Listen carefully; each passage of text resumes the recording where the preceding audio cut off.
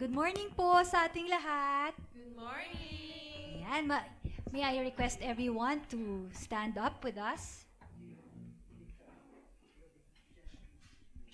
Sabi mo sa katabi mo, I'm so happy that you are here today. I'm so happy that you are here today. Ayan. Let us all bow our heads as we come before the Lord in prayer. Our Heavenly Father, our Lord, our Savior, Lord, we are in awe of your love for us. Lord, we thank you for this bright and wonderful day that you have given each one of us once again. Lord, we thank you for the gift of life. Thank you for all your blessings, O Lord God. And thank you for bringing us to this place today. Father God in heaven, we ask for forgiveness, O Lord, for all our sins, known and unknown, O God, that we may be able to glorify you and offer sacrifices of praise, Lord God, that would be pleasing before you this day. Father God, holy is your name, and you are worthy of all honor, glory, majesty, and praise. O God, with the word you created the universe, and it is only by you that our world is upheld. You formed all things, and you created a way for us to know you, and nothing is unknown to you. And all things, Lord, are possible for you. You alone are holy. You alone are worthy of our worship. In Jesus' name we pray. Amen and amen. Today, let's worship Jesus with gratefulness in our hearts. Today, let us shout for joy, singing His praises for everything that He has done for us. Are you ready to put your hands up for Jesus today? Yeah. Let's do this!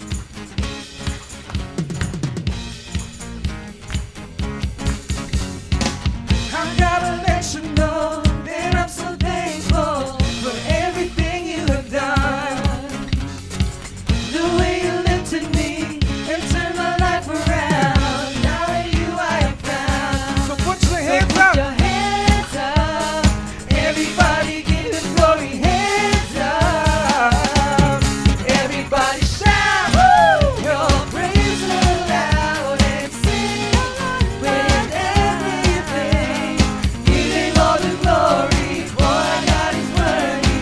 Oh.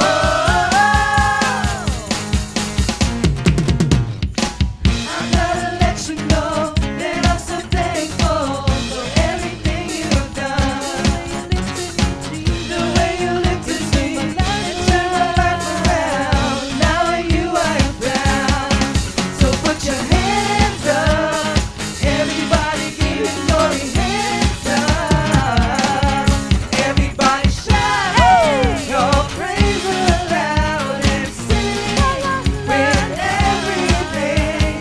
Give Him all the glory, for God is worthy. Oh, everybody shout your praise aloud and sing with everything. Give Him all the glory, for God is worthy. Oh,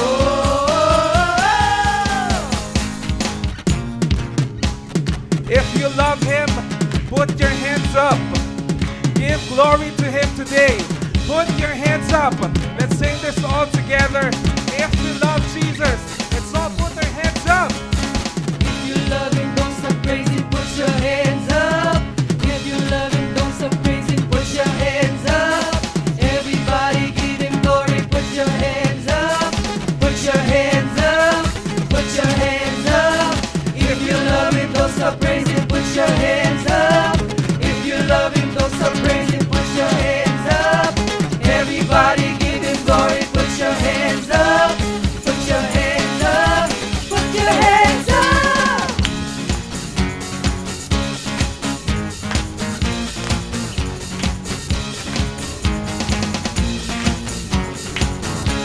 Let's all shout together and sing this. One more time. Everybody shout your praise aloud and sing with everything. Give Him all the glory, for God is worthy. Oh, everybody shout your praise aloud and sing with everything. Give Him all the glory, for God is worthy. Oh, oh, oh, oh.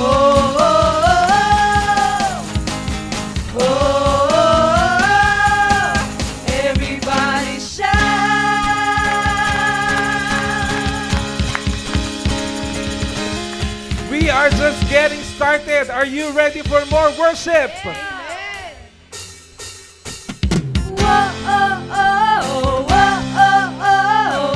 Let's all sing that together.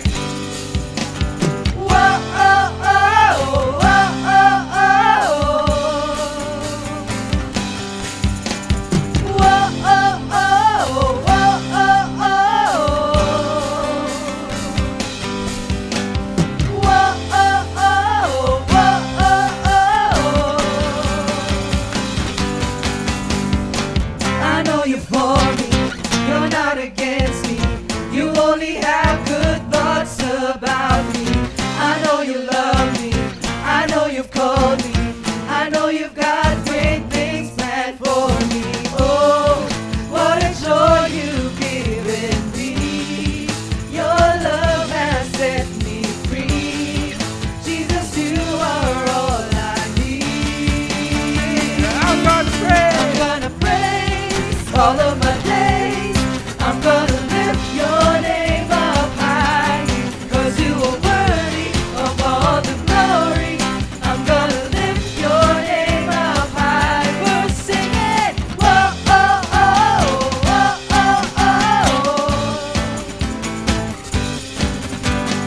Whoa, oh, oh, oh, oh, oh. I know you're for me, Jesus. I know you're for me, you're not against me. You only have good thoughts about me. I know you love me, I know you've called me. I know you've got great things planned for me. Oh, what a joy you've given me. Your love has set me free. Jesus, you are all I need. I'm gonna praise all of my days. I'm gonna lift your name up high, 'cause you are worthy of all the glory. I'm gonna lift your name up high. I'm gonna praise all of my days. I'm gonna lift your name up high, 'cause you are worthy of all the glory. I'm gonna lift your name up high. We're singing, whoa, oh, oh, oh, oh, oh. Whoa, oh, oh, oh, oh, oh.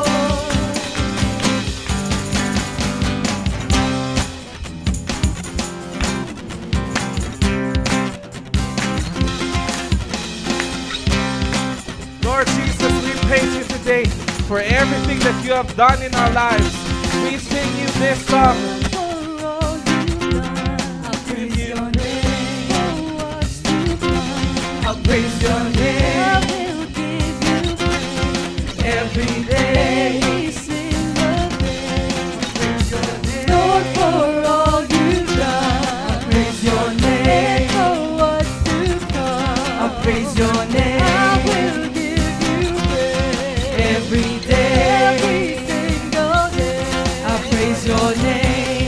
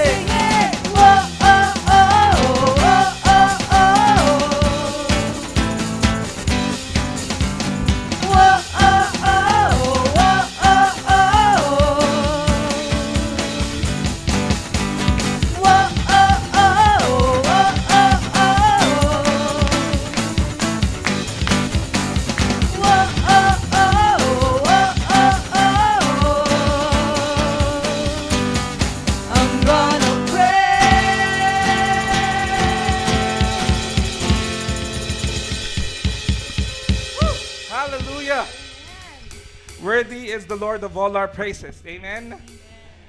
And Psalm 46, verse 10, he says, "Be still and know that I am God. I will be exalted among the nations. I will be exalted in the earth." Today, we might have different reason to worship Jesus. It might be because we are so troubled that the last resort is to just go to church and pray extremely, sing songs on top of our lungs. Or maybe we're worshiping because we are very happy. We have an amazing news na dumating sa buhay natin, whether this day or this week. We all have different reason to worship. But today, let's just worship Him because He is worthy. He is worthy of all our praises. No matter whether yung palakpak, yung pagindak, or yung pagsigaw, God deserves all these praises. Because again, He is worthy.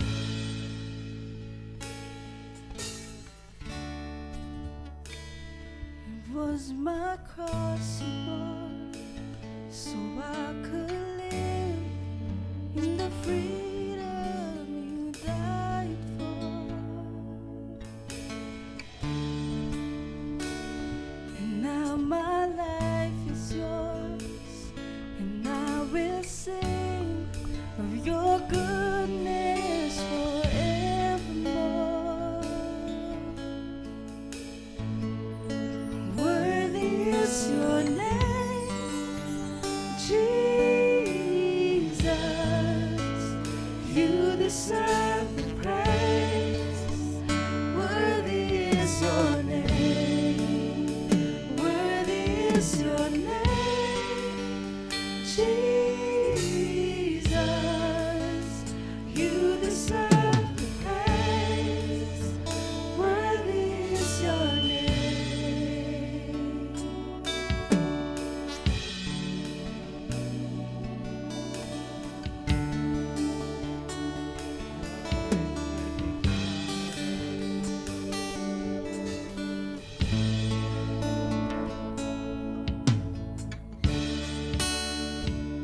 And now my shame is gone.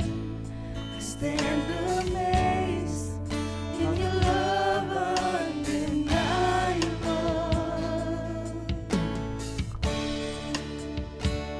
Your grace goes on, and I will sing of your goodness forevermore. Worthy is your name, Jesus. You deserve the praise. Worthy is your name. Worthy is your name, Jesus. You deserve the praise. Worthy is your name. Worthy is your name, Jesus. You deserve the praise. Worthy is your name. Worthy is your name, Jesus. You deserve the praise. Worthy is your name.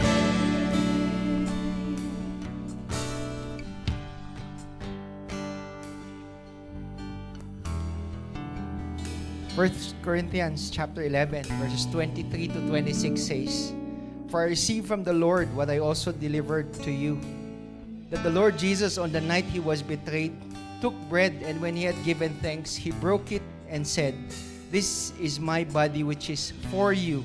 Do this in remembrance of me.' In the same way also he took the cup, saying, 'This cup is the new covenant in my blood. Do this as often as you drink it in remembrance of me. For as often as you eat this bread and drink this cup, you proclaim the Lord's death until He comes. Communion began on the annual celebration of Passover when Jesus told His disciples to remember His sacrifice as they ate the bread and drank the wine. Jesus, as Israel, was celebrated the sacrifice of the Passover lamb when the angel of death passed over the homes. So believers in Jesus celebrate and remember His sacrifice for our sins when He died on the cross. As we partake these communion elements, it does not have the power to save. It does not have the miraculous effect to heal, but we do this as a symbol of remembrance and as our worship to God. Before we partake of these communion elements, let's pause for a while and just reflect on Jesus, His sacrifice, His goodness, His love, His mercy.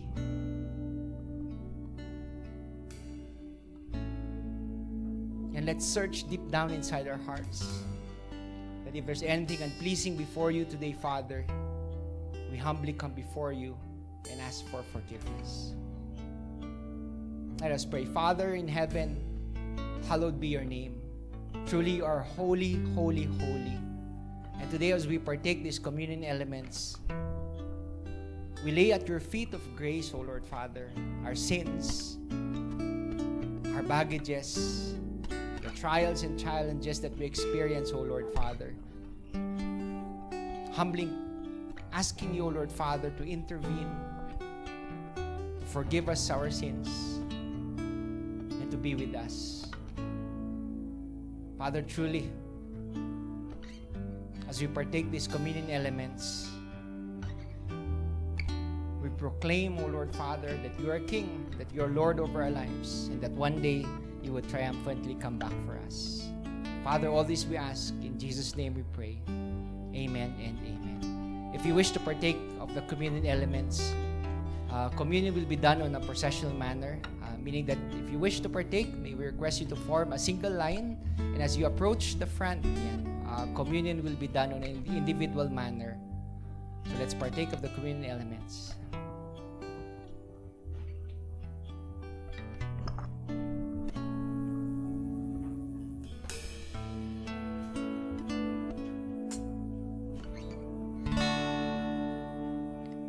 It was my cross you bore, so I could live in the freedom you died for.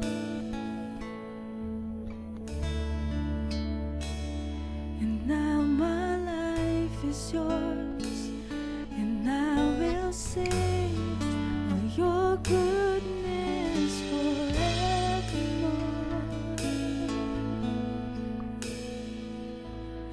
Worthy is your name, Jesus. You deserve praise. Worthy is your name. Worthy is your name, Jesus. You deserve praise. Worthy is your name.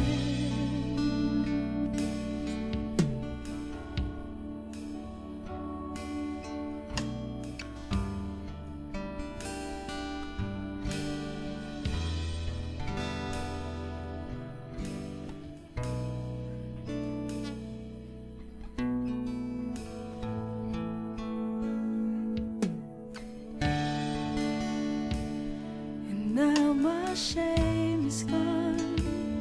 I stand amazed in your love undeniable.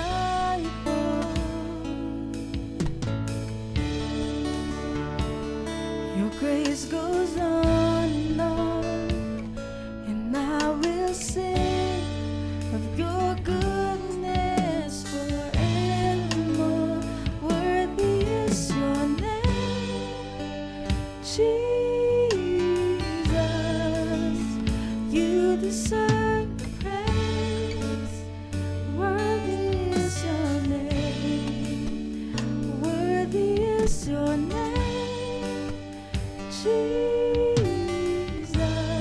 invite everybody to please stand as we continue to worship Jesus. Worthy is your name.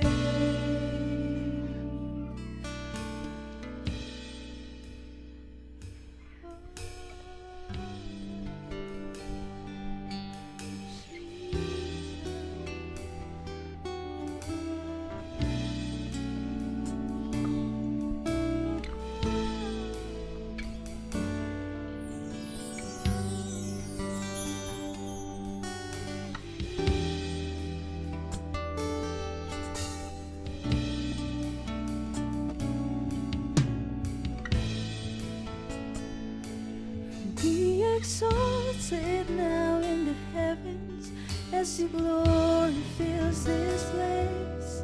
You alone deserve the praise. You're the name above all names. Be exalted now in the heavens as your glory fills this place. You alone deserve our praise. You're the name above all names. Be exalted now in the heavens as your glory fills this place. You alone deserve our praise. You're the name above all names. Be exalted now in the heavens as your glory fills this place. You alone deserve our praise. You're the name above all names. Be exalted now in the heavens as your glory fills this place. You alone deserve our praise. You're the name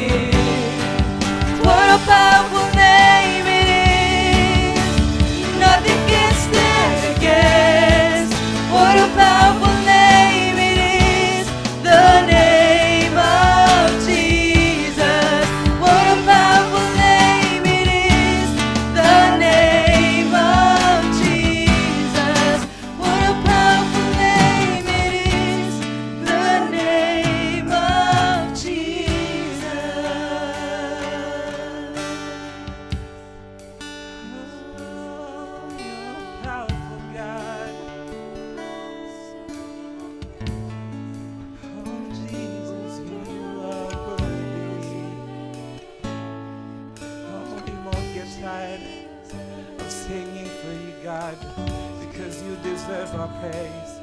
Oh, you're worthy, Jesus. Oh, worthy is your name. Worthy is your name, Jesus. You deserve the praise. Worthy is your name. Worthy is your name, Jesus.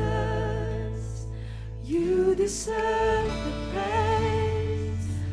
Worthy is your name. Just our voices sing, how worthy God. Worthy is your name. Oh, he deserves our praise today. Jesus. Praise that comes from our heart. You deserve the praise. Heart of gratefulness Worthy for is everything your that he has done for us.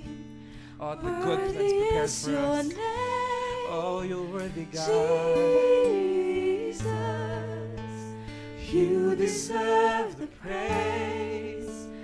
Worthy is your name. Oh, Jesus. Thank you, God, for giving us a chance to worship you, God, today.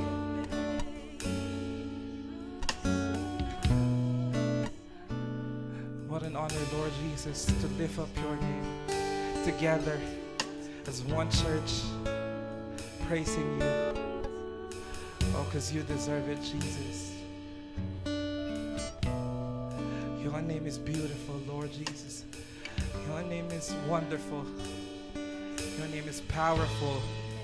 No matter how much we try to describe, Lord God, we can never really describe your power, your greatness, Lord Jesus. We will always fall short, Lord Jesus. But today, we are here because of you, Yes, God. to thank you for this life, for this amazing life, Lord Jesus, full of blessings, challenges, love, grace. Your glory, Lord Jesus, reigns. We might not be deserving, Lord Jesus, but you gave it to us, Lord Jesus, and we want to thank you. We hope, Lord Jesus, that we could praise you every day, Lord Jesus, thanking you for your great love. We praise you, Jesus. All glory and honor to you. In Jesus' name we pray. Amen and amen.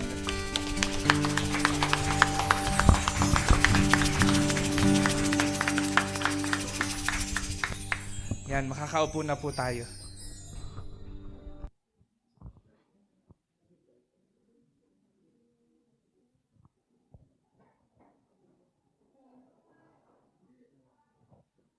Alam nyo ba kung bakit good ang morning? Good ang morning kasi ang Lord natin ay good. Amen? Amen. So before we start, I know that the Lord is good and His mercy abounds. But today, let's pause for a while and just remember our brothers and sisters who lost their livelihood last night in the fire. Let's just say a short prayer for them and remembering that truly God is the God who comforts and a God who provides. Let's pause for a moment.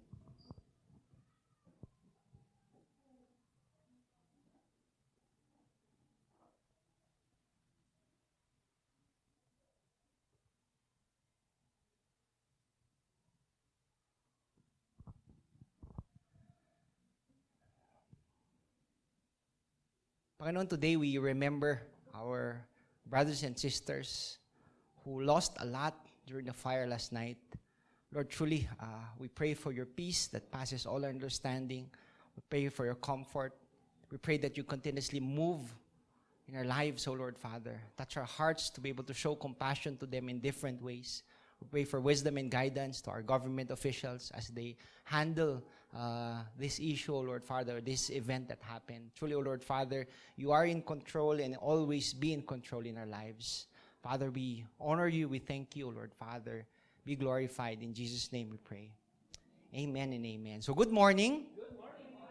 So, I'd like also to say good morning to all of those listening yun, sa kanilang homes, who will be watching this video later. Yun, I'm Pastor Mike Dizon, one of the many ministers here at One Beat Christian Ministries. Yun, again, many ministers. Yan. In behalf of the church, yan, we welcome you and pray that you not only grow deeper in understanding God's Word, but we get to learn and apply it in our daily lives. So today, we continue our series entitled Nameless and Faceless. It's all about His name. So here at One Beat, there are many nameless and faceless ministers. Diba last week, binigyan ko yung assignment, diba? The person who is in charge, that nameless and faceless minister, who is in charge of fixing the chairs and also making sure that the floor and the place is clean. Did you happen to get to know his name? Hindi, no? Ang hirap, no? But today, allow me to leave you another nameless and faceless person or persons here at One Beat Christian Ministries. Ayon, di ba? Haven't you noticed na every time may service tayo dito, and yet people get to watch it online? Diba? Do you ever wonder kung sino yung nag-edit, sino yung nag-upload? You ever wonder na pag may birthday or you're celebrating your birthday, somebody uploads your picture there, tapos he greets or she greets you? You ever wonder kung sino yung gumagawa nun? Yun yung trabaho niya, isipin na may birthday ba ngayon sa church? Wouldn't that be good to think about that person? Sino kaya yung nameless and faceless people behind this? So this week, yun yung inyong assignment, di ba? To know these people if you can know who they are. Diba? So today we continue our series wherein we get to look in the Bible and find out those nameless and faceless people. Kumbaga, if you read the Bible, di ba walang face na may associate eh. Even their names were left out. But they left a significant thing that they did in order for us to learn and apply in our daily lives. The Bible didn't mention their names and how they looked, but included their story for us to remember. And for us to realize that it's not about their name, but it's all about His name, the name of Jesus. Again, don't get me wrong, your name matters. Your name matters, di ba? Talagang napaka-importante yung pangalan niyo, Ate Jingle, Ma'am Sab. All your name matters, but making a name for yourself does not. Amen?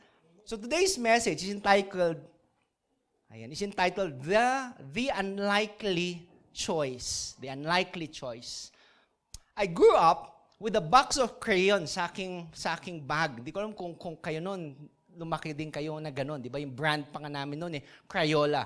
Di ba? So habang lumalaki, we had this 8-piece color set. Di ba? Yung 8 yung box. Di ba? Naalala niyo yun? Yung 8 lang yung box. Tapos after that, di ba? Yung 8 na box na medyo mahirap-hirap na. Di ba? May yellow, may green, may blue, may brown, may red, may black, may orange. Pero madaling matandaan, 8 color set. Tapos biglang nag-release sila, 16 colors. Diba? Pag ikaw bata, gusto mo yun yung bago eh. Pag tingin mo sa'yo, 8 lang, yung katabi mo, 16. Wow, diba? Pero yung pinagkaiba, pinaghalo lang Kevin. Yung mga colors, diba? Parang yellow, green. Diba? Red, orange. Diba? Parang wow, feeling mo kakaiba, pero pag tinitig mo, parang pareho lang naman. Pero mas madami sa kanya eh. Then it transition, naging 24. Di ba? Medyo mas naging complicated na pag 24 kasi may mga colors na carnation pink. Oh, apricot. But did you know na today meron 120 color set? Tama si Carol, meron pang sharpener noon. And you would imagine colors beyond your imagination. Di ba? Meron doon desert sand. Ano kaya kulay yun? Ito maganda. Banana mania. Wow, di ba? Cornflower, shamrock, atomic tangerine. Wow, di ba?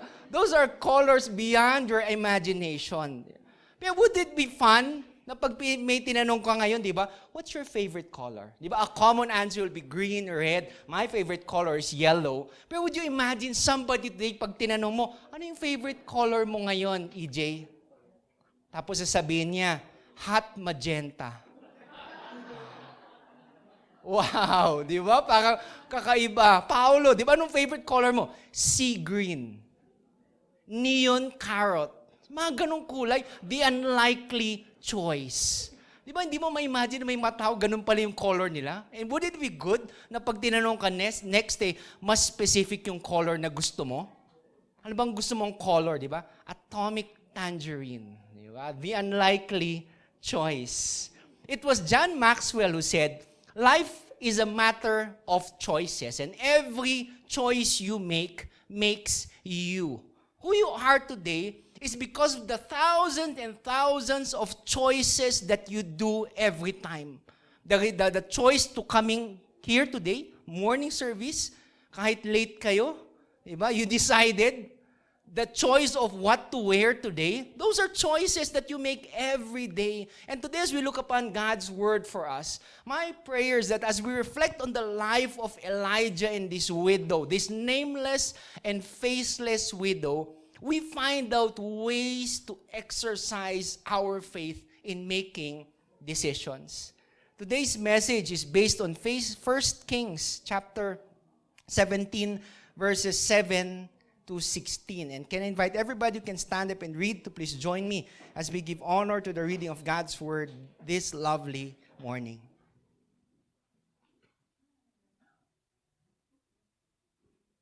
So join me as we read 1 Kings chapter 17, verse 7 to 16. Elijah and the widow at Zarephath. Sometime later, the brook dried up because there had been no rain in the land. Then the word of the Lord came to him. Go at once to Zarephath in the region of Sidon and stay there. I have directed a widow there to supply you with food. So he went to Zarephath. When he came to the town gate, a widow was there gathering sticks. He called to her and asked, would you bring me a little water in a jar so I may have a drink? As she was going to get it, she called, and bring me, please, a piece of bread. As surely as the Lord God lives, she replied, I don't have any bread, only a handful of flour in a jar and a little olive oil in a jug.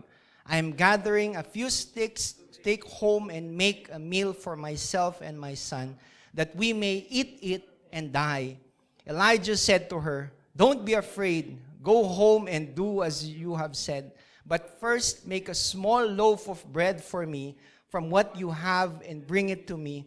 And then make something for yourself and your son. For this is what the Lord, the God of Israel says. The jar of flour will not be used up, and the jug of oil will not run dry until the day the Lord sends rain on the land. She went away and did as Elijah had told her. So there was food every day for Elijah and the woman and her family. For the jar of flour was not used up, and the jug of oil did not run dry, in keeping with the word of the Lord had spoken by Elijah. Blessed be the reading of God's word. Let us pray. Father in heaven, Panginoon, ang pera nauubos, mga bagay maaring masira, kasikatan lilipas, ang kagadaan ay minsan din kukupas, pero ang salita ng Diyos mananatiling wagas. Salamat, Panginoon, sa inyong salita. Naway intindihin namin ito at ipamuhay. Ito ang aming panalangin sa ngalan ni Jesus. Amen. You may be seated.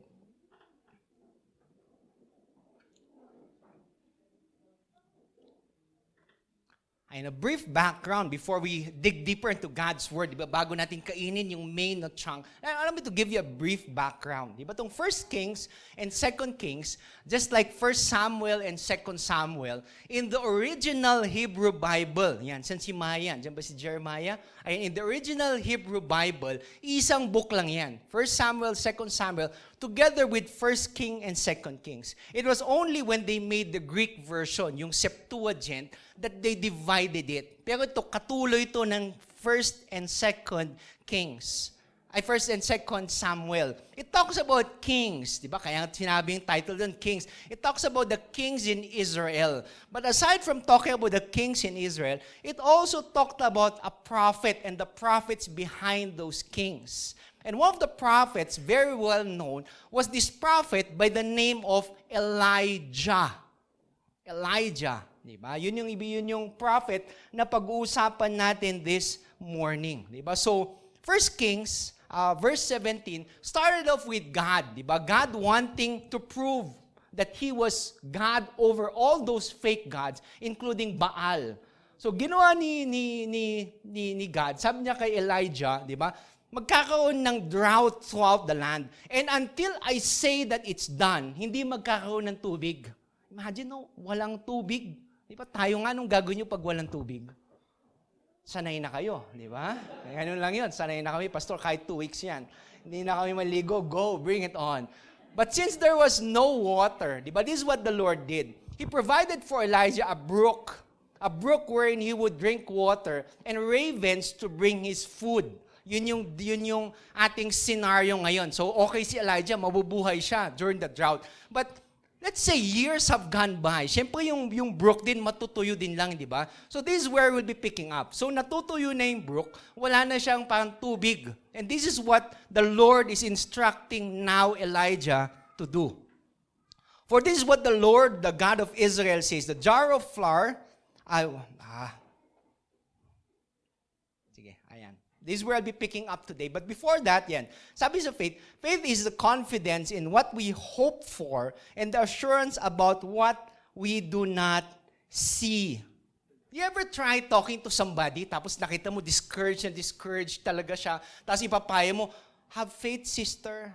Magtiwala ka lang kay Lord, brother. Di ba? Nasubukan nyo na yan? Pag magpayo sa ibang tao na ganung bagay, magtiwala ka lang, mabait yung Panginoon. But deep down inside your heart, ikaw kinakabahan eh. Okay, ikaw nagdududa. Diba, there are moments in our life that ganun eh. We say something, but we exercise something differently. Faith, mga kapatid, is more than a feeling. It's a choice. It's a decision. It is reflected in the actions that we do every day. And as we dig deeper into God's Word, may we get to see these choices related to faith that the widow did to the Lord. So this is where I'll be picking up today. So si Elijah, in our passage of Scripture, andun na siya. Tapos bilang inutusan siya ni Lord, di ba? What did the Lord tell him? Di ba sabi ni Lord kay Elijah, go to Zarephath. Zarephath here, pakiisip mo, ang ganda siguro ng town na yun. Siguro Boracay yun, di ba? Hindi yun Boracay. It was an enemy area. Zarephath in Sidon was near Tyre. Ibig sabihin ito, this was the center of Baal worship. God was telling Elijah to go to enemy grounds. Imagine, of all the things na pwede mong gawin, wala ka ng tubig, wala ng pagkain, siguro sasabihin ni Lord sa'yo, mission accomplished, Elijah, balik ka na sa area mo. But the Lord asked him to go to an unfamiliar territory where people did not like the Lord. But doon siya pupunta. Imagine ko ako si Elijah, Lord, no. But can you hear, if you look at that passage of Scripture, Elijah didn't say anything, but he obeyed God. Doon daw, makakita siya ng isang widow. He was supposed to go to enemy ground, tapos hindi lang yun, hahanapin niya isang widow. At doon siya hihingi ng pagkain. Imagine, a widow, during the time of Elijah, belonged to the poorest of poor. Sila yung mga namatay ng asawa, so they didn't have somebody to provide for them. Imagine, tapos yung pupuntahan mo, yun yung tao na yun. You get it? You see the scenario now? Nasabi ni Lord, doon ka pumunta sa tao na yun at siya yung magpapakain sa'yo. Parang ngayon, imagine today, di ba, parang nangangailangan ka ng pera, nangangailangan ka ng pagkain, tapos sasabihin sa'yo ni Lord, alam mo yung mga nasunugan sa palengke, puntahan mo sila. Hingan mo sila ng pagkain. Oh my God! Parang hindi ko ma-imagine. But you know what the Lord Elijah said? Said, yes, Lord, I would go there. Not only on enemy grounds, but to find this person. Imagine the obedience of Elijah. Him following what the Lord is telling him to do.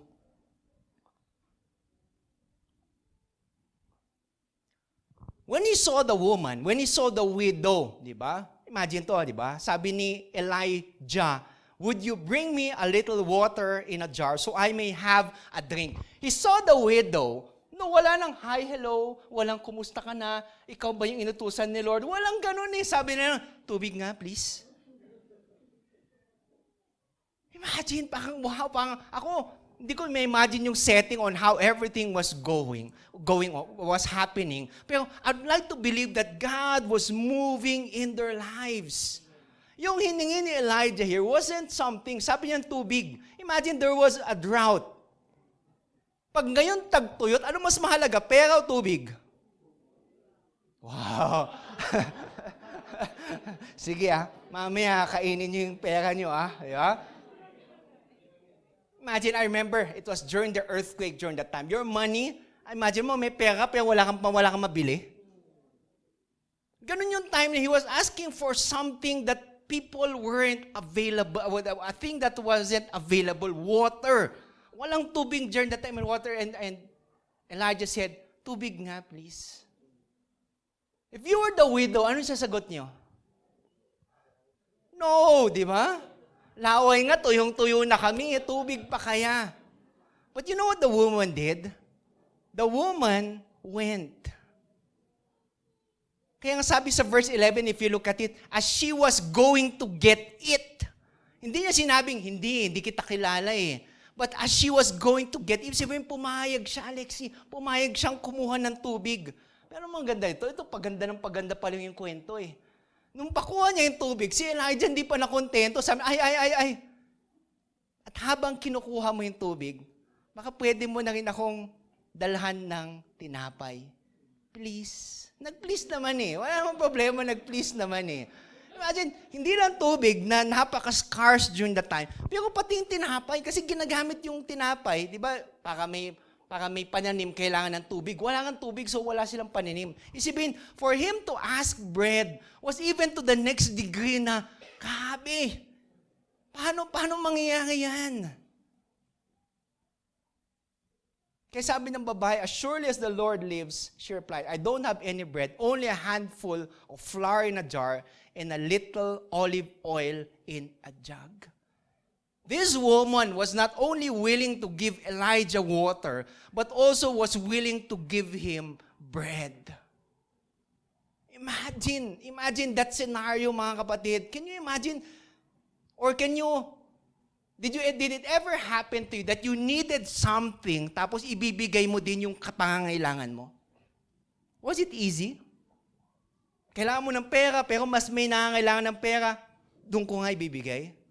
Is it easy giving up those things? Hindi. Di ba? Hindi madaling ganung pagkakataon. But this woman, this widow, this faceless and nameless woman, tubig, yes sir. Tinapay, yes sir. Ano bang gusto mo, sir?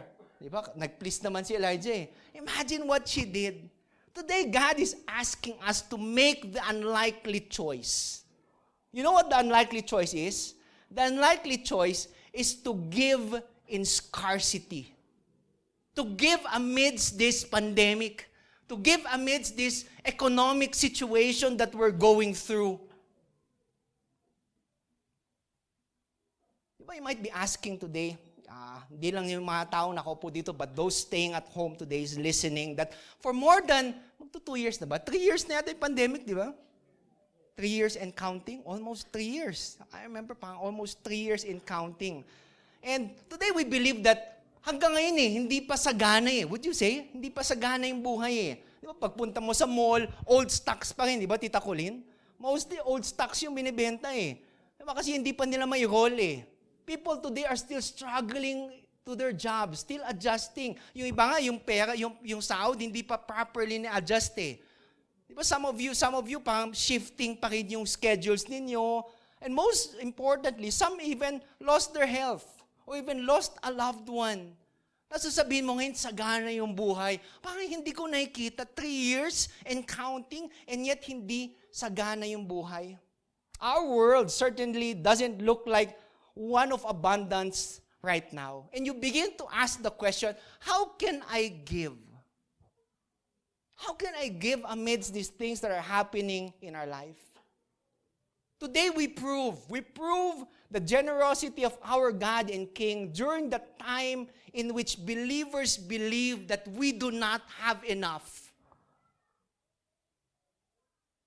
Most of the time, yung mindset natin kulang kasi, pastor I don't have enough. That's why it's hard to give.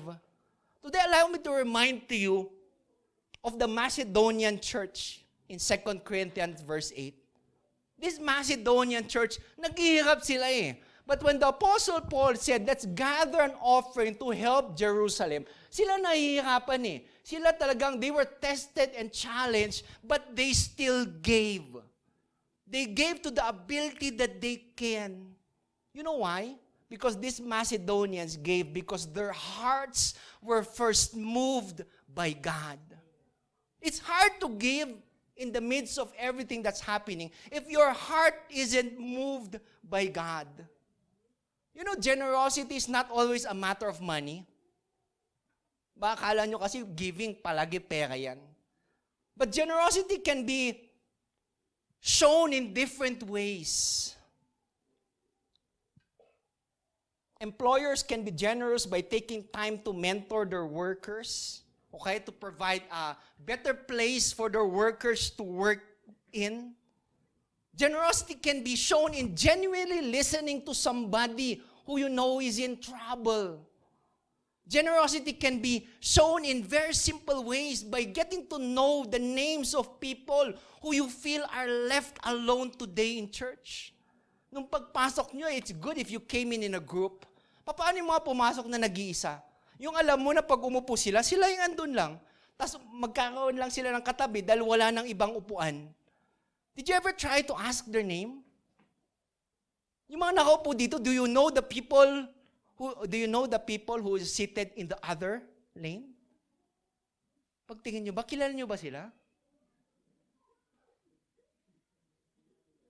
Di ba parang hirap? Look around. Can you name the people around you? Those are ways we can show generosity in simple ways. Standing up for those who suffer misuse, offering true friendship, apologizing for an offense, and just simply saying hello to the person near you. Ang ganda kasi pag yung buhay Kristiyano lumu-level up. Ano yung lumu-level up? Oftentimes, we like to post blessed. Di ba? Magpo-post ka sa Facebook, feeling blessed. Tapos kumakain ka, ang daming pagkain. Parang ang sarap-sarap ng buhay. Di ba? Feeling blessed. Ano yung level up? Ano yung next level doon? Yung hindi yung feeling blessed eh. Yung ikaw yung nagiging blessing sa iba. Ikaw yung kasagutan sa panalangin nila. Oftentimes, God would work in the midst of people when He uses also people. Hindi naman umuulan ng pera. Di ba? How I wish. Di ba? Pag nag-pray, Lord, peras, bilang tumatama sa'yo, barya. Di ba? Tapos tama na, Lord. Hindi ganun eh. If God wanted to provide, He would use people. He would use the person beside you. Pero yung tanong eh, kayo ba magpapagamit? Will you allow yourself today to be a channel of blessing? John Maxwell said, giving is the highest level of living. True generosity isn't an occasional event. Uy, magbibigay ako ngayon kasi ang dami na sunugan ngayon. Uy, magbibigay ako ngayon kasi ang dami nangangailangan. But true generosity comes from the heart. And it is because of who we are that we give. It first touches your life. Hindi mo kayang ibigay yung talento mo, yung time mo, yung treasure mo. Kung sarili mo pa lang, hindi mo muna binigay kay Lord. You would have a struggle every day. Ang hirap pag ganun eh. Lagi ka na lang angal eh na, giving na naman. Kailangan ko bang ibigay ito ulit? Pero once na binigay mo na kagad yung buhay mo kay Lord, there's no question. Hindi question then, Pastor, yung tithes ba 10%, 20%? Ako 30%. Pero sabi sa Bible, give all. Yung sinasabi nila, give 10% kasi yun yung kay Lord, tapos yung 90% sa'yo. Hindi. Yung 100 kay Lord yun. Ibig sabihin, where God instructs you to use it for, dun mo ilagay. To cultivate the quality of generosity in your life, do the following. Ito nabasa ko lang. Be grateful, number one. Be grateful for whatever you have. It starts there with that heart of gratefulness. Pangalawa, put people first. Diba? Hindi bagay. Put people first. Don't allow the desire for possessions to control you. Number 4, see money as a resource, not as the end. but sees only as a means for us to become a blessing to others. Number 5, develop the habit of giving. The only way to maintain an attitude of generosity is to make your giving a habit. A habit to give your time, a habit to give your treasure, a habit to give your resources. As Richard Foster says, just the very act of letting go of money or some other treasure does something within us. It destroys the demon called greed. Generosity means irrational giving. It's allowing God to take us to the next level of blessing those around us. Diba? It starts with this mindset. Yung mindset kasi natin palaging gato, there is never enough. Kaya kailangan kong magtrabaho na mas maigi, ba't ako magbibigay, kulang nga sa akin. Ano may next level doon? Una, di ba, there's never enough. Next level doon there is enough. There is enough, that's why I can give. But the ultimate level that we want to reach is there is more than enough. Being generous means having an abundance, not scarcity in mindset. Giving and serving out of our overflow. You give because nag-uumapaw sa puso ninyo yung kagalakan na binuhos din lang ng Panginoon para sa buhay ninyo. God is generous to us. So why can't we be generous back to God and to others? A pastor once said, he asked his member, di ba? If you had 1 million pesos today, di ba? O, di ba? Kuya Jumar, kung meron kang 1 million ngayon, would you give half to the Lord? Okay, better yet. Sino sa inyo, pag meron sila 1 million ngayon, bibigay nila yung kalahati kay Lord? Diba? Siguro most of you, yes. Alam mo bakit? Wala naman kayo 1 million eh. Diba? Kaya yes. Yes, ibibigay ko Lord, di ba? What if you have 500,000 in your bank? Will you give 10%, 50,000 to the Lord? Yes. Di ba? So yung karamihan sa'yo, wala ka naman ako 500,000 eh. Yes, pastor, di ba? Pero ito yung mahirap eh. What if you have 500 pesos in your pocket today? Will you give that 500 pesos to the Lord? Alam mo yung iba nag-isip doon? Paano kaya alam ni pastor na may 500 ako ngayon? Unselfish. Today, this is the unlikely choice. Diba? To be unselfish rather than to be selfish. Your generosity can go very far. I stand before you today because someone was generous enough to give to a church in order for them to reach out for me. So today, make the unlikely choice to be unselfish. So going back to our passage of Scripture, in verse 7 to 10, we see the obedience of Elijah. Diba? Go to this place called Zarephath in Sidon, enemy ground. Yes, Lord. Go and find this widow. Siya magpo-provide sa inyo. Yes, Lord. You see the obedience of Elijah? Pero aside from the obedience of Elijah, I'd like also to highlight the obedience of this nameless and faceless woman who said yes. Nung sabi ni Elijah, give me water. Yes. Give me a piece of bread. Yes. Yes lang siya ng yes eh. There wasn't if, di ba yung kay Elijah, hindi naman conditional. Lord, pupunta ako doon kung. This woman said, bibigyan kita ng tubig din kung pagpapalain mo ko. There was no condition set. They just did it. They just obeyed God. Are you the type of person today na before you obey, you like to ask why? Ang ganda nun, mga bata, do this, why? Di ba? Eh habang kala mo bata lang gumagawa, alam mo habang tumatanda tayo, mas nagtatanong tayo. Di ba? Church tayo, why? Uy, makinig ka kay pastor, why? Di ba? We like to ask question. The choice to obey God or someone makes it easier if you try first to obey. Di ba yung step-by-step obedience? Kaya madaling mag-obey kay God to the next steps, to the higher level. Because in the simpler ways, we get to obey God.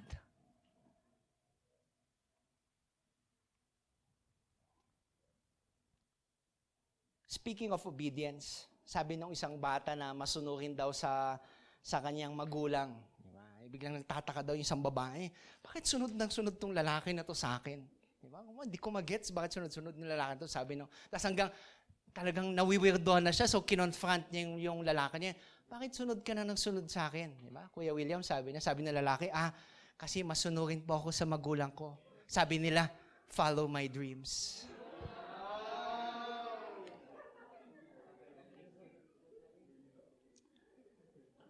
God is not only asking us to give in scarcity, but He's also asking us to make the unlikely choice, to obey in uncertainty. I'm not asking you to obey in uncertainty yung sinabi ng boss nyo. I'm not asking you to obey in uncertainty pag may ibang nagsabi sa'yo na inutos sa inyo. I'm asking you to obey in uncertainty when God asks you to do something.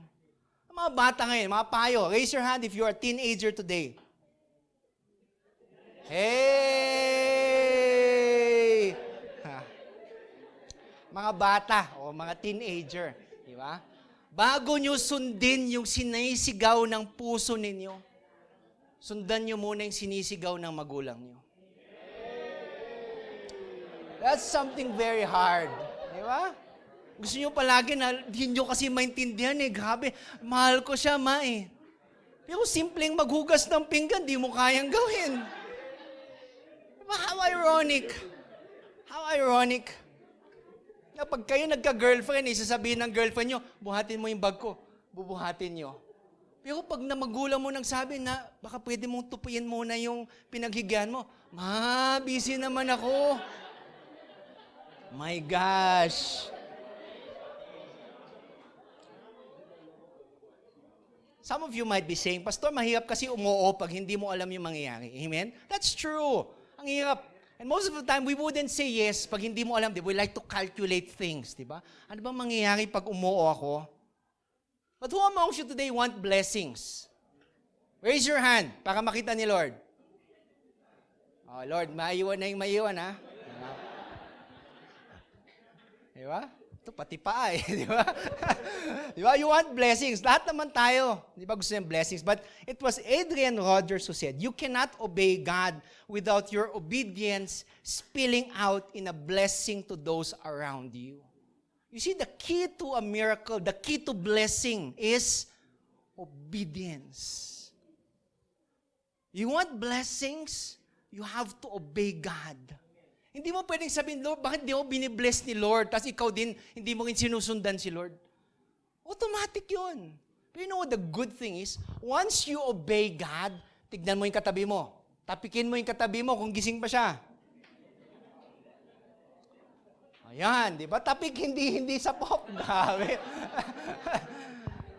When you obey God, damay yung katabi mo.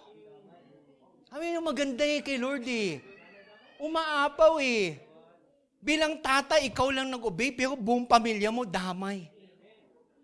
You see, the key to blessing is obedience. Before you ask for God, Lord, bless me, bless the works of my hands, tingnan mo muna, check mo muna heart mo. Am I obeying God? Am I walking in His path? Sa buhay, hindi sapat yung amen. Hindi sapat yung, Opo, Lord. Dapat sinusundan natin ng pagsunod. Amen? Oh, sabi ko, hindi sapat yung amen, di ba? Kailangan ng pagsunod. Timothy Keller said, don't obey God to get things, obey God to get God. Kanina sabi ko, sino yung gusto ng blessings? Almost 99.9% parang safeguard, nagtaas ng kamay. Alam mo yung blessing na yan, those material things that we get from God, hindi yun yung actual reward Alam mo, pag nakatanggap ka ng blessing mula sa magulang mo, hindi yung bagong cellphone, hindi yung bagong damit, yung alam mong mahal ka ng nanay mo, that's something else. Yung alam mong hindi ka nakalimutan ng magulang mo, that's more than something. And that's what we get from God. When He blesses us, the reward is actually God. Knowing that He's there. Knowing that He loves you. Knowing na hindi pala ako kinalimutan ni Lord. And that's the actual reward. More than even the blessings that we receive from Him. Partial obedience, delayed obedience, surface obedience, to impress others is not acceptable to God. He said, He is looking for men and women who will respond with instant, complete, and wholehearted obedience each time He speaks. Obedience, mga kapatid, becomes unconditional when we say, yes, God, period. When we say, yes, God, whatever you want, period. When we say, yes, God, whatever you want, sabihin mo lang, gagawin ko, period. Now, one of the best examples I can think about obedience is Noah. You ever remember the story of Noah? Noah and the 7 dwarfs? Now, Noah and the ark. Imagine when God instructed Noah to build an ark. Yung pinaka-puzzling is he built an ark where there was no body of water. Pang sinabi, gumawa ka ng malaking barko dito sa Baguio. Oh my God, parang paano kaya to? At hindi lang yun, it wasn't raining. So imagine every day, he did it for countless days. Habang kukunin niya yung martilyo niya at pupupukin niya yung kahoy, inaisip niya kaya, uulan kaya bukas? Talaga bang uulan? It would have been easy for him to say na, ayoko na. Day 1, pwede energetic ka. Pero after 1 month, tapos lahat pinagtatawanan ka. You know what Noah did? He still obeyed. Building the ark or the boat was a huge step of obedience because for Noah, there was no water and there was no rain. So today, do you make the unlikely choice? Make the unlikely choice to be unconditional rather than conditional. When you obey God without any conditions, yun yung mindset. The likely way will say, Lord, pero ito munang gawin mo. But the unlikely choice would be to obey God unconditionally. Lastly, continuing our passage of Scripture, gathering, sabi ng woman, I'm gathering a few sticks to take home and make a meal for my son that we may eat and die. Imagine yung word na yan, eat and die. She was gathering a meal, not only a meal, but their last meal. Sabihin, last na to Last na tong kainan namin. That's why she was gathering sticks. Kasi yun yung panggatong Diba? Yun yung gagamitin niyang panluto. Yung sa flour and oil before they can die. Can you imagine the scene? Diba? Na-imagine niyo ba yung nangyayari nung time na yun? Sabihin mo sa anak mo na, anak, kumain ka na, pero kukunti lang pagkain natin, pero last mo na yan. Diba that's heartbreaking for a parent? Not able to provide for your children, masakit yun. Yung pagtitignan mo, kumakain sila pang, last mo na yan, last meal na natin to anak ka, kasi bukas, wala na tayong kakainin. Being a parent, that's heartbreaking, not being able to provide for my own family. That's why in verse 13, Elijah said to her, don't be afraid. Go home and do as you have said. Imagine yung assurance that Elijah gave to her. Pero hindi lang yun Yung sabi pa ni Elijah, alam mo may hirit siya, di ba? Sabi niya, tubig. Yung una niyang hirit. Pangalawa, tinapay. Kala mo natapos na doon? If you read the passage of Scripture, may pangatlong hirit pa si Elijah. Alam mo yung pangatlong hirit niya? Pag gumawa ka ng tinapay, gawan niyo muna ako. Grabe Grabe yung obedience ng widow na yun. Last meal na nga nila, makikihati pa. Makikihati na nga si Elijah, uunahin pa nila siya. Imagine mo, parang ako yung widow Lord, patayin mo na ako. Parang hindi na matapos-tapos yung pagdurusa. Last meal mo na nga, papahirapan ka pa. But she had to step out of faith. She had to believe that the God of Elijah would truly be the God that she's desiring to see.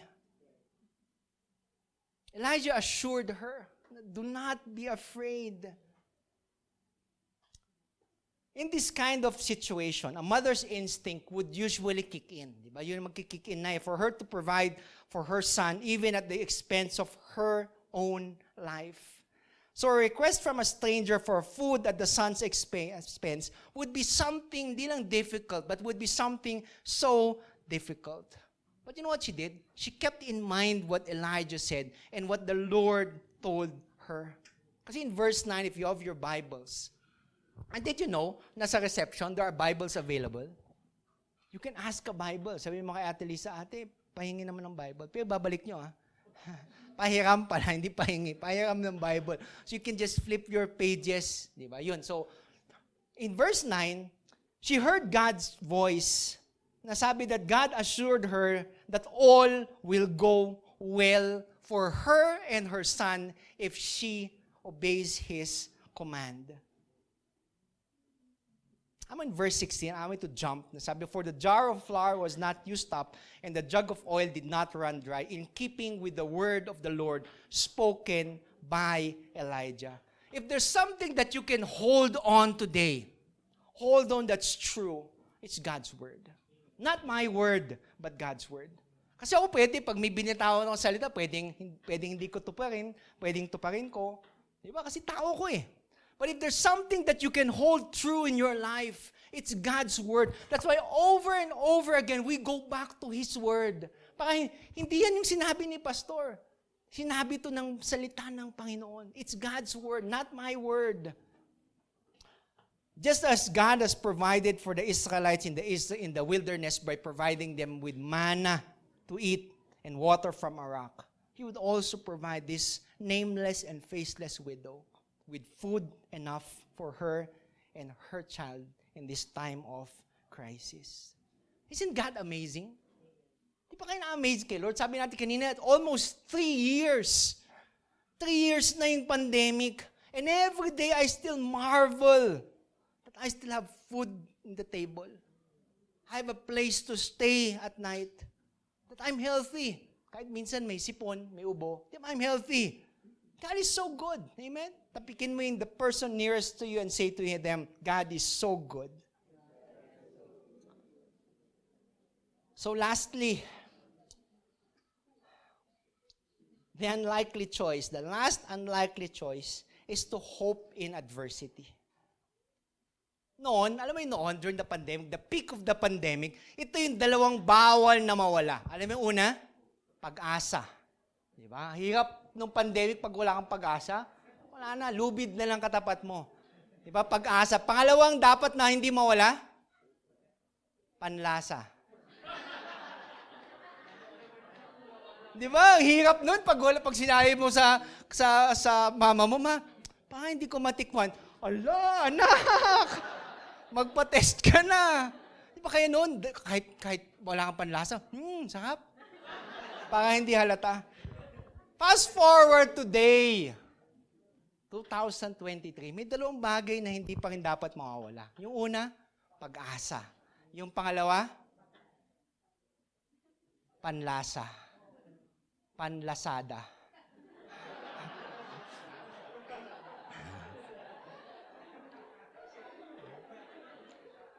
Yung iba kasi Shopee daw eh. Hindi kasi magka-rhyme eh, kaya gusto ko panlasada. Diba? You know, hope is what energizes your soul. That's what hope does, di ba? We feed it's like food every day. That's what hope does to your soul.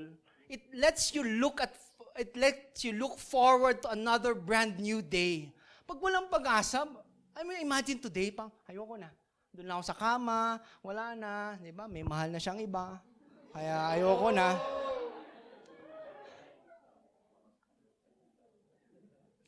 Amo kung una, yung widow, yung nameless and faceless widow na to, walang pag-asa eh. Kasi pumupulot lang siya ng mga stick. So habang pinupulot niya, last na namin pagkain to. Di ba? Ano nang mangyayari sa amin? She had nothing to look forward to. Alam mo bakit? Kasi alam niya eh, a handful of flour and a little oil. Alam niya, pang last meal na yan eh. Di ba pati kayo, pagbukas nyo ng cabinet nyo, pag kunwari 3 delata, tapos nakita nyo yung pera nyo, wala. Di ba binibilang nyo na Monday, Tuesday, Wednesday, hanggang Wednesday na lang ako. Pero pag punong-puno, di ba, ang sarap ng tulog mo eh. Woo! Kasi may pag-asa eh. But if you can look forward to something, di ba, mayroon ka alam mo na, may sweldo sa 15. There's hope. There's something to look forward to. Pero kung wala, we begin to count the days. malapit na siguro mamatay. Kasi ang sama ng pakiramdam ko. Wala nang pag-asa eh.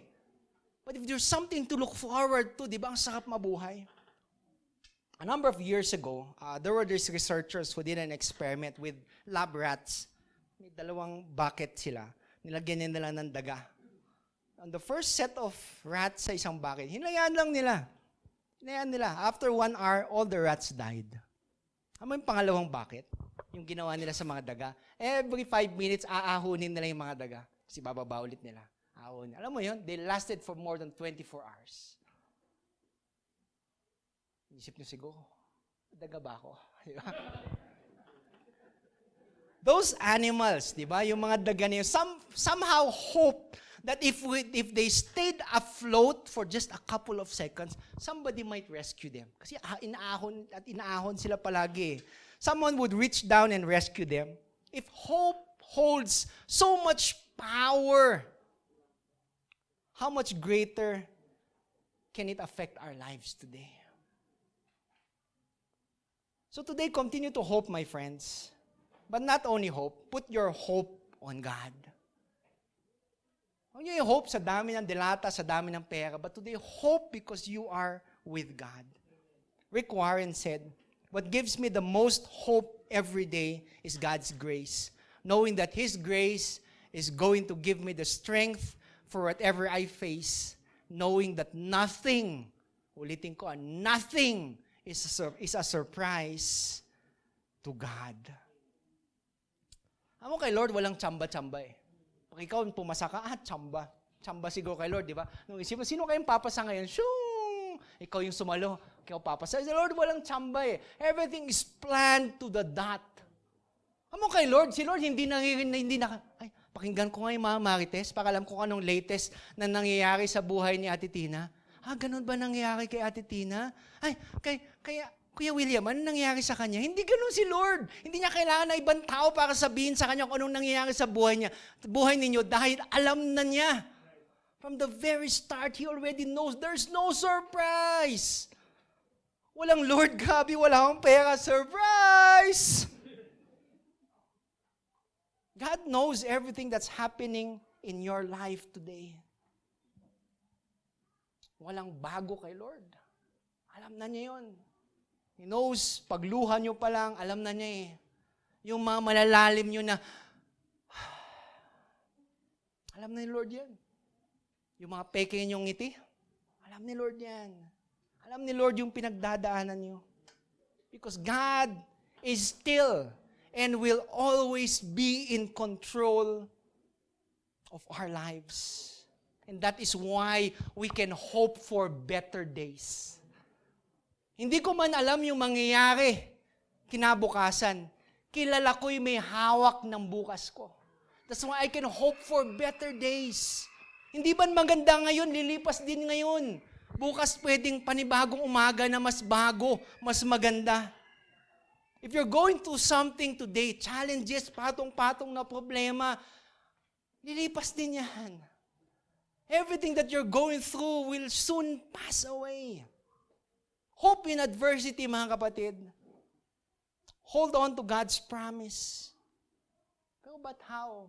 Paano? You can hold on to God's promises by holding on to His Word. Kaya napaka-importante every day to do your Bible reading, to join us every 7:30 in the evening. To read a couple of verses to be able to hold on to something. Kasi ang hirap pag wala kang pinanghawakan eh. Pag pinanghawakan mo, yung sinabi ko, kasi sabi ni Pastor hope in God. Kung ikaw mismo nabasa mo sa salita niya at yun yung hawakan mo, walang taong maaaring kumuha nun. And you know that it's true because you read it yourself and you can hold on to it.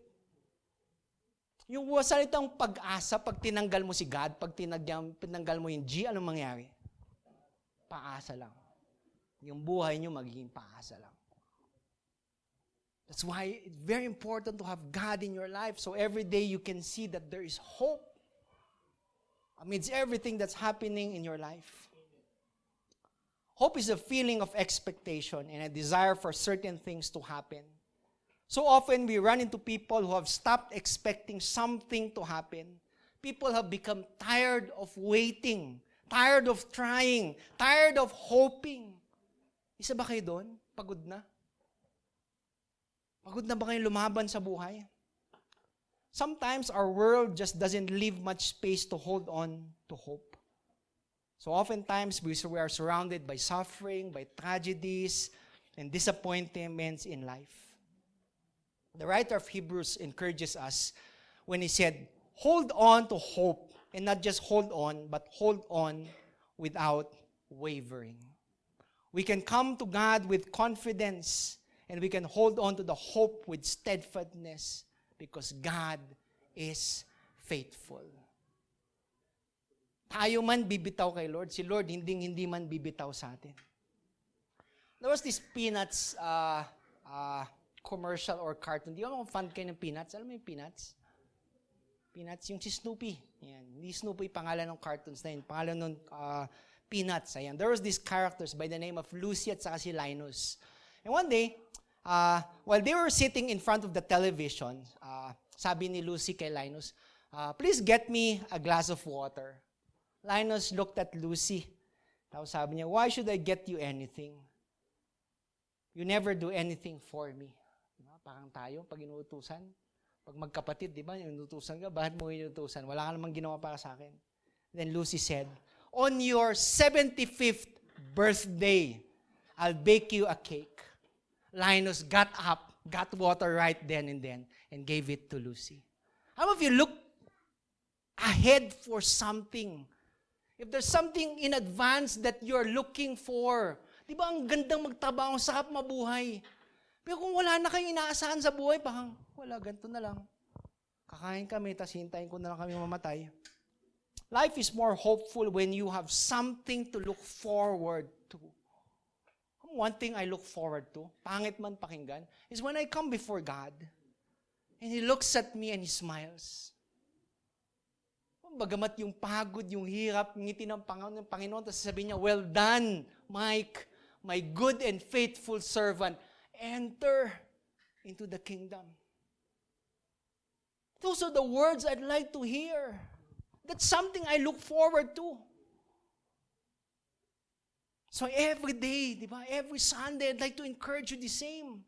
Because I would want you to be there, facing God, and He would say to you, EJ, well done, my good and faithful servant.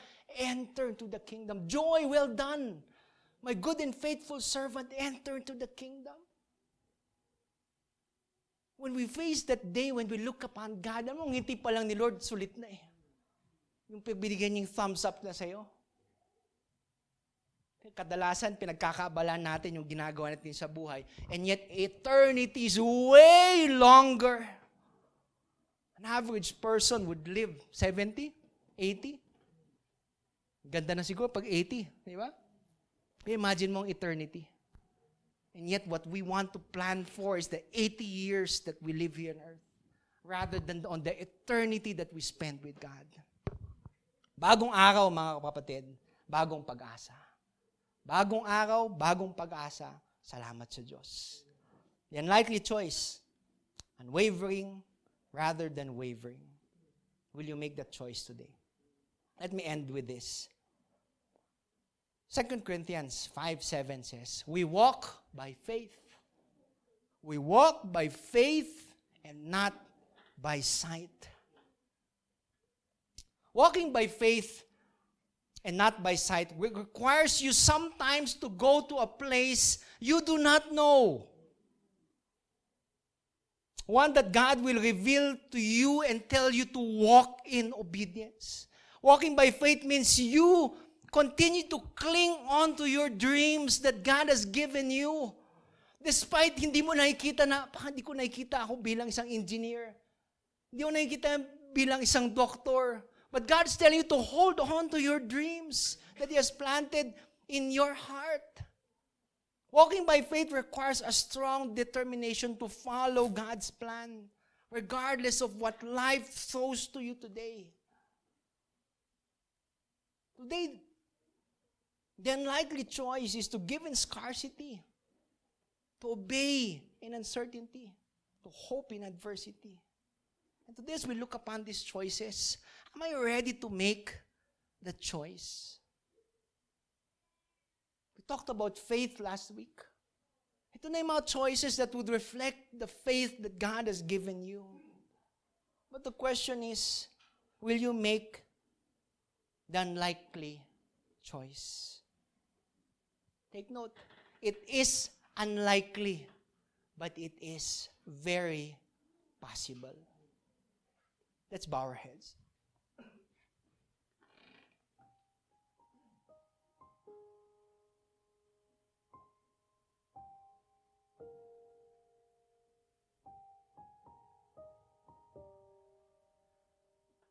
This morning, I want you to imagine yourself as that nameless and faceless widow.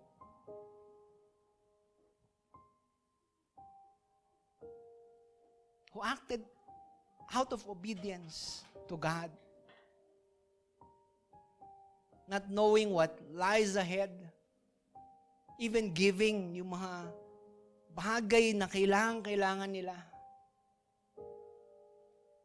and not knowing what's ahead.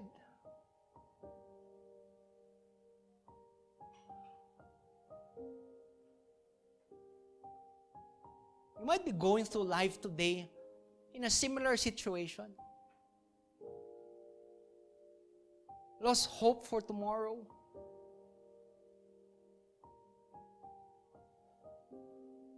Probably thinking, ito na lang gagawin ko everyday. Magising, magtrabaho, kumain, matulog. Gaganda pa ba ang buhay ko?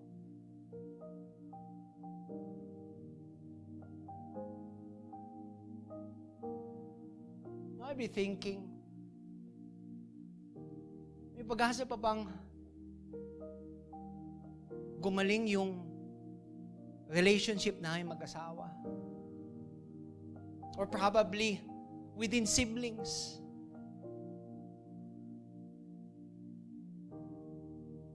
Or you're faced with the challenge na kada sweldo hindi sakto kulang. That you're often thinking, is life all about these things? Ganito na lang ba ang buhay? Paulit-ulit.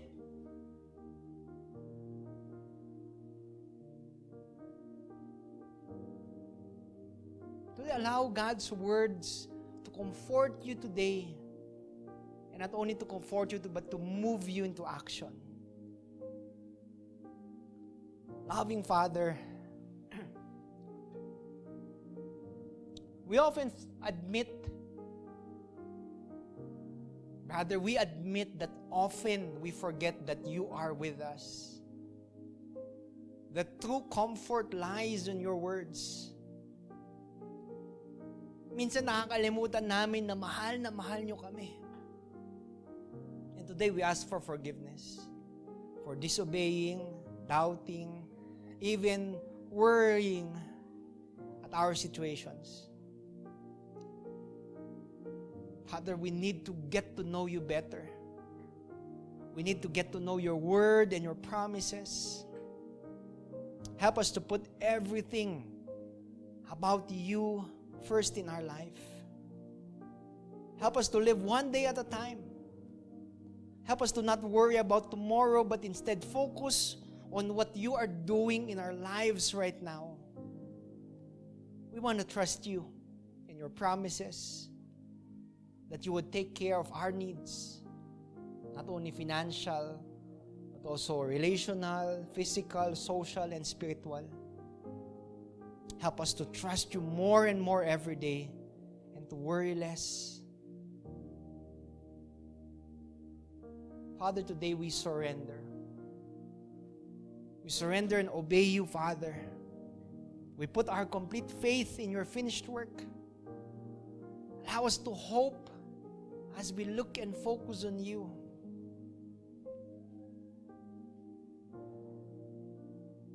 Father, we pray for your wisdom and guidance. Not only for us, but also our families, our community. May we focus on you, trust in you, And regardless of what happens, you are and will always be God in our life. Father, we worship you. We adore you. In Jesus' name we pray. Amen and amen. Let's give the Lord the loudest clap offering that we can give Him today.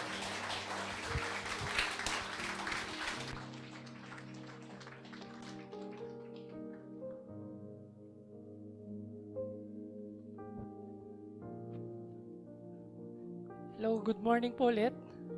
Sabi ko kaninang umaga, Lord, ano kayo i-share ko tungkol sa giving? Tapos sabi niya kanina, nag-preach na si Pastor Mike tungkol sa giving, kaya answered prayer ka agad. Kaya sabi ko, wow, ang galing mo talaga, Lord. Sabi ko, kompleto na eh. Parang in addition siguro, yan. In the days siguro ni Moses nung time na yun, God laid an offering model that involved giving him the choice of options. God did not ask for sheep that was sick, that ran in a litter, or an animal that would place second in livestock competition. But God asked him for the finest and the first that God wants us to offer. So we will give today. God has we would give. We have two reasons to give. He is worthy of our gifts. So God is always worthy of our gifts. The second thing is it is tangible way to put Him first in our lives. So it is meaningful to give everything to God. Hindi sa resources kasi yun eh. Kundi yung gusto ni Lord, siguro yung buhay muna natin bago yung resources. Kung sa resources nga wala tayo, yung buhay pa kaya natin, di natin maibigay kay Lord, tayo buhay na buhay, parang ganun, di ba? So, as we ponder sa mga messages na tungkol sa giving, let us see ourselves to give what is best for God and what is yung deserve niya, kailangan natin din na maibigay sa Kanya. So, let us pray. Father, we thank you for this time, Lord God, that you have given to us. Thank you for allowing us, Lord God, to see, Lord God, your goodness, Lord God, sa mga buhay ng bawat isa. And Lord God, as we give, may we give, Lord God, our 100%, our lives, Lord God, and everything, Lord God, that we have. Because, Lord God, ito ay galing sa inyo, Panginoon. We don't deserve everything, Lord God, but you gave sa aming mga buhay, Panginoon. Salamat sa oras na to, Lord God, and as we give, may we give joyfully, and Lord God, we are happy to give everything to you, Lord God. Thank you for everything. In Jesus' name pray. Amen. Let us give.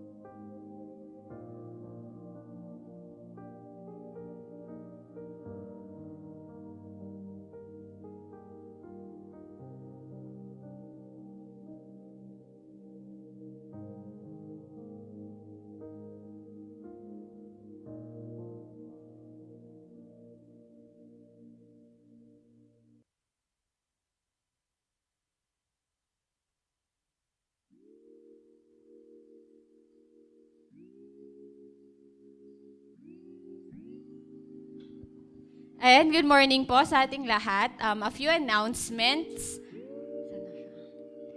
So, Zumba po every Saturday for the women's. It's from 7 a.m. to 8 a.m. So, kung gusto nyo pong magpapawis, yan, sama po kayo sa amin kasi I'll also join them for the first time on Saturday kasi my schedule allows it na. So, yan, I'll see po yung mga kababaihan. Yan, lalo na yung mga gusto magpalit ng tiyan katulad ko. Yan, kasi naipon na ng ilang taon. And then for the men's basketball po, we're still waiting for the announcement sa group chat nila. So wait for it. Kung hindi pa kayo part ng group chat ng mga boys, please approach sila Carol, sila Pastor Mike, so you can join and be updated on when the next basketball will be happening. So for sure, yung mga boys mag-e-enjoy kayo kasi yung asawa ko, nagkaroon siya ng bragging rights pag uwi niya sa bahay, naka 9 points daw siya. Oh my gosh, siguro 112 yun, sa kanya lang yung 9. Joking aside. So yun po, and if you haven't filled out yung mga membership forms, please do approach Tita Lisa at the reception. We'd love to have, you put on record po as part of our church. So, and if you have any prayer concern, it's better when other people are also praying for you, so that when you feel like not praying, kung meron kayong pinagdadaanan, at least someone's there praying for you. So yun po, we also have a box sa reception. Just put in there your prayer request. So yun, happy Sunday po. Answered prayer.